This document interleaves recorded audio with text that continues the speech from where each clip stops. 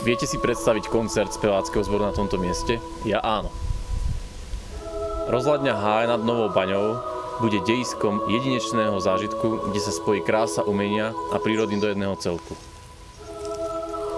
Zavíta k nám ženský spevácky zbor Canzona Neosoliensis z Banskej Bystrice pod vedením Veroniky Veverkovej, no v úvode zaspieva aj náš novobanský zbor Cantus Monte Regis, ktorý prijal pozvanie ako hosť.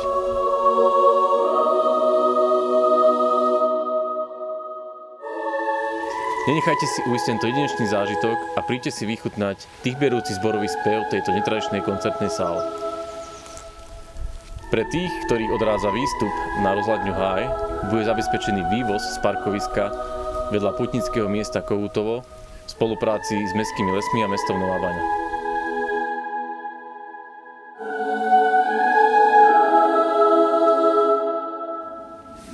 Príďte a buďte toho súčasťou.